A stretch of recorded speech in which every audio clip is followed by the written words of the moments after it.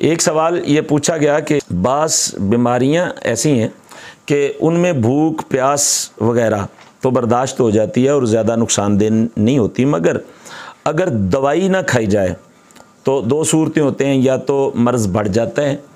और या फिर ये होता है कि मर्ज़ जो 1 माह में ठीक होना है वो 6 माह में ठीक होगा। तो सवाल ये पूछा गया कि क्या ऐसी सूरत में रोज़े को छोड़ सकते हैं और क्या ऐसी सूरत में रोज़े का फ़िदिया अदा कर सकते हैं। फ़िदिये के हवाले से तो हमारा अलग से 1, 2, 2.5, 3 मिनट का एक तफसीली क्लिप यूट्यूब पे मौजूद है, आप उसको देख लें। और हो सका तो मैं कह दूँगा ये काम करने वालों को कि लिंक भी दे दें, आप उसको भी देख सकें। तो खैर मैं यहाँ पे दोनों चीज़ें इज्मालन बयान कर देता हूँ। पहली बात यह है कि अगर ऐसी सूरत हो कि बीमारी बढ़ रही हो और इसका मुशाहदा हो, या फिर किसी गैर फासिक, यानी वो फासिक ना हो डॉक्टर और हकीम, उसने ये ख़बर दी हो या आपको उस पर मुकम्मल एतमाद हो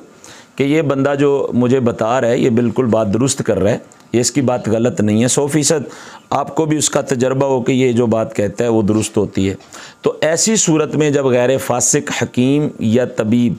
या डॉक्टर आपको ये बताए कि अगर आप दवाई नहीं खाएंगे दिन भर में तो आपकी मर्ज़ बढ़ जाएगी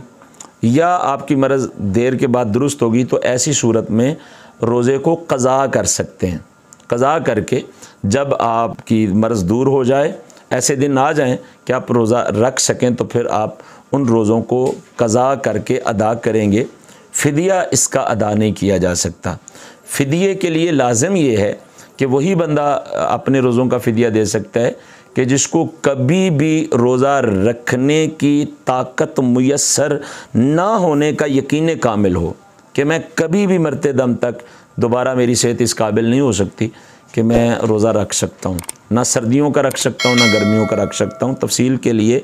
हमारा वो क्लिप जो इस एतबार से है और इस हवाले से है कि फ़िदिया कौन अदा कर सकता है कौन नहीं अदा कर सकता, उसको ज़रूर देख लीजिए।